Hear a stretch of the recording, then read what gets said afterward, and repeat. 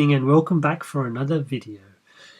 As always, everything I talk about is my opinion and it's not financial advice. So let's get on with it. So there's a good report on Cointelegraph about a new cryptocurrency designed by MIT, Massachusetts Institute of Technology, which apparently has 99% less data intensive than Bitcoin. So let's have a read. Researchers at Massachusetts Institute of Technology, MIT, have reportedly developed a cryptocurrency that needs transaction verifying nodes to store 99% less data when compared to Bitcoin. Development was reported on 23rd Jan 23rd in a post on MIT News blog. The cryptocurrency in question is dubbed Vault and will be presented at the Network and Distributed System Security Symposium and NDSS next month. According to the aforementioned post, the cryptocurrency let users join the network by downloading only a fraction of the total transaction data. Vault also reportedly deletes empty accounts and permits the verification of transactions, employing only the most recent transaction data.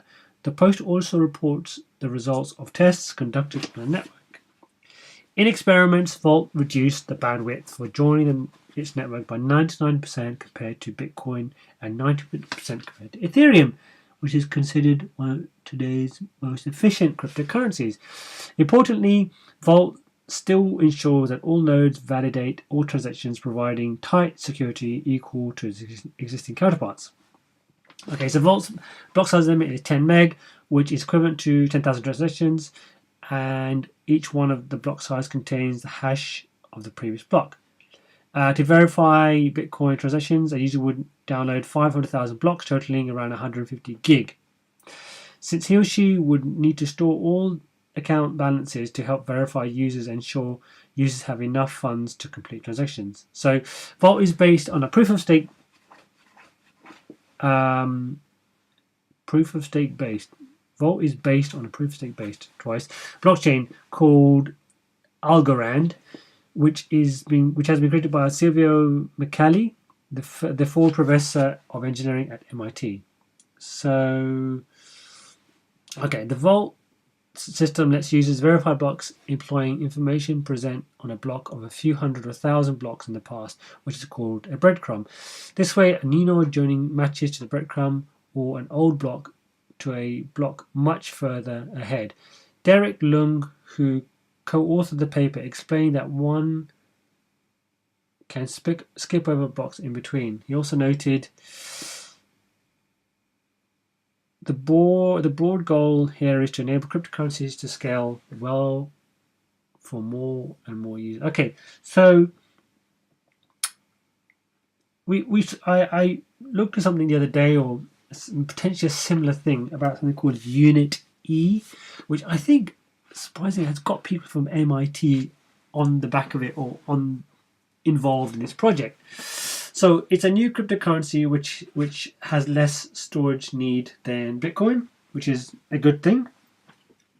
It's got 10 meg block size, which is equivalent to 10,000 transactions.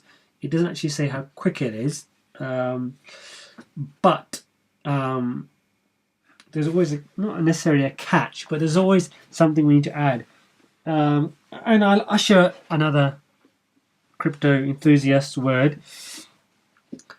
We don't need more coins. We don't need more coins. What we do need is more sidechains on the coins that we already have. Now, if they release this now, who's going to pick it up? It's going to take a while for people to go and look into this, use it, check its vulnerabilities, check its security, how strong is it, how integral is it, and what can it do for them. And then that takes a few years. It's taken Bitcoin 10 years for something like that to be created. Obviously, things potentially would move quicker than than that. But let's just say you could put this onto the side of Bitcoin, and you could reduce Bitcoin's need to have, when you have no less hard drive capacity. Would that not be a better thing? Having to create another cryptocurrency amongst I think it's like let's just 2000, is it? Yeah, 2,116. That is on CoinMarketCap. There might be others that which we don't know about, which do exist. Do we need another cryptocurrency? Yes, I'm not saying it's going to be anything wrong with it. I'm not saying that it's got some really good features which could benefit the market. But is it just going to get lost amongst everything else? For it to show up, it would need to first of all come into the first top 100 coins. And will there be an ICO? Will there be an airdrop? And do you mine it? Is it pre-mined? All these sort of questions. Is it a stable coin? Is it a coin backed by anything else, or is it just a standard cryptocurrency which offers fast transactions and reduced sort of data size? And also, is there a limit? And what is that limit? Is there a hard cap? So these sort of questions, this article doesn't necessarily answer. A hard cap is important. Obviously, we know this was only ever going to be 21 million Bitcoin, and there were no more going to be produced. And Bitcoin is the one everybody talks about. Now, if this article read, we've like that whole Mimblewimble protocol that we've discovered, or we've created this sidechain that can be bolted onto Bitcoin, but also is a potential cryptocurrency itself, then that would potentially prove more hopeful for this project and the researchers who've designed this. But another currency, I don't know if it's necessarily what the market needs. Of course, innovation is good, but innovation can come into Ethereum, innovation can come into Litecoin, innovation can come into Stellar or XRP or any other cryptocurrency who exist and have a face behind it. I would have enjoyed reading this more if, for example, let's have a look. Ethereum, EOS, Stellar, Litecoin, Tron, Cardano, Monero, Dash, NEM, Neo had said that we've worked with these guys and now we're going to put this onto our this protocol is going to be added at some point into the infrastructure like Ethereum has done with Constantinople. Then researchers design a cryptocurrency less 99% less data intensive. It's a big boast as usual. Let's see what happens and let's see what comes of it. It's good. I'm glad people are working on cryptos and there's a lot of hype still around it, and people are trying to see if they can beat Bitcoin, and Ethereum is always about trying to beat somebody else, which is good competition in the market. But I just hope sometimes it was directed slightly differently in the way they have achieved this. But let's move on anyway. So something which slightly surprising. We expected it one way, we got it the other way. CBO Exchange withdraws proposal for Vaneck SolidX Bitcoin ETF. The CBOE BZX exchange has withdrawn a proposed rule change that, if approved, would clear the way for a Bitcoin exchange-traded fund ETF, backed by Vaneck and SolidX. In a notice published Wednesday, U.S. Security and Exchange Commission Deputy Secretary Eduardo Aliman wrote that the CBOE BZX exchange had pulled its proposed rule change, which would allow it to list shares on the Vaneck SolidX Bitcoin Trust if approved. The exchange filed its withdrawal on January 22nd. The proposal was filed last June. So, obviously don't need to go on too much about this, but I guess two questions will arise. Why did they withdraw, and what does it mean? This happened obviously yesterday, and why did they withdraw? Two possible reasons. They knew that it wasn't going to go through, and they didn't want to possibly crash the market, or they didn't want to be rejected, so they pulled out. And the other thing was they wanted to pull out to see if it could crash the market in terms of getting a bottom to buy more. Now, obviously, the second one's probably a little bit more conspiracy theory-ish. Obviously, the market hasn't really done much since yesterday. Let's refresh again. it's kind of remained the same and 119. I think a couple of days ago we were still at that. So the withdrawal hasn't really affected it too much. I think there's one more exchange which has got a slightly different approach. It's a 33% Bitcoin fund ETF. It's and I think it's fiat and maybe some bonds. So I guess where do we go from here? Exactly where we were a week or 2, 3 weeks, 4 weeks ago. I don't think anybody expected this to go through. The article I read mentioned the individual analyst didn't expect any sort of ETF approval anytime this year. It wasn't all too surprising that it wasn't going to happen. The fact that they've pulled out just means that it's not going to be rejected, which we expected anyway. We can all just move on and look forward to other products like Backed that can move the market forward. This was only ever going to get rejected, and the market would have a bit of a dump, possibly in Feb or in the end of Feb. But now we've got our answer. They're obviously not going to reapply straight away. One, SEC is on the shutdown or partial shutdown, and secondly, they probably need to regroup and figure out what it's going to take to get an ETF. Whether they might need to go and do something like get an ex-SEC member on the board, like what Tron has done, to understand the complexities of the Securities and Exchange Commission, or gain some understanding or consultancy about how to get an approval in 2019 and what that means. I think most of it comes over custody and safety for its consumers. So not all that surprising that it didn't happen. Surprising that they pulled out. But unfortunately, or unfortunately, depending on which way you look at it, the market hasn't reacted all too amazingly. It's just kind of gone a bit sideways again today. Even with the news, there was only a slight reduction in Bitcoin price. I almost feel like the market expected it, which is a good thing.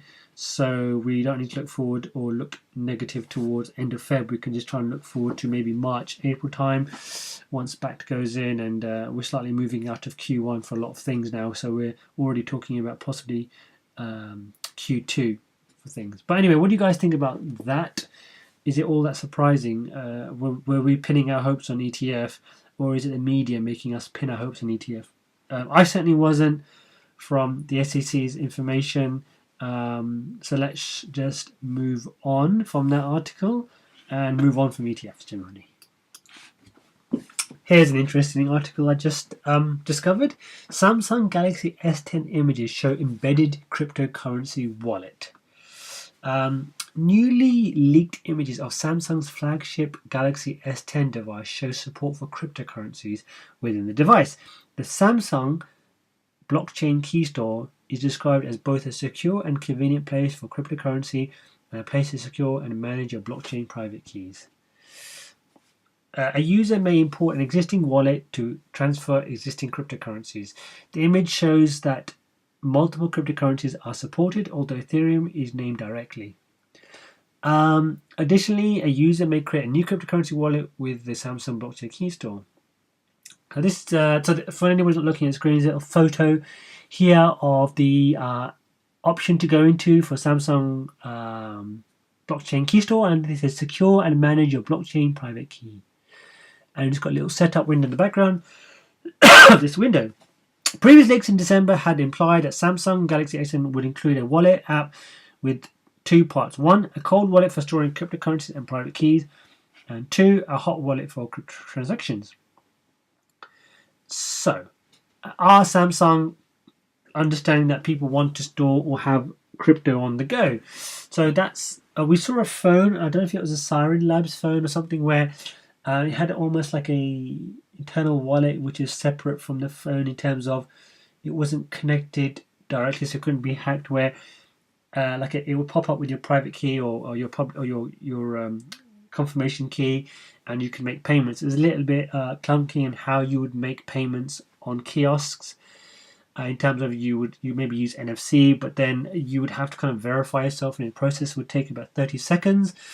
To something where you potentially have got a cold and hot storage. So I'm assuming cold is completely separated on a separate chipset, and hot would be maybe to buy a coffee from your local coffee store, which uses obviously something like NFC or some sort of protocol for transacting with your phone, and to extract exactly how much it should be instead of you having to enter numbers, which I think it was like on a Siren Labs phone. So yes, very good to see that Samsung Galaxy potentially, if this is correct and true, have been involved in this and looking at a way to involve themselves into the crypto sphere.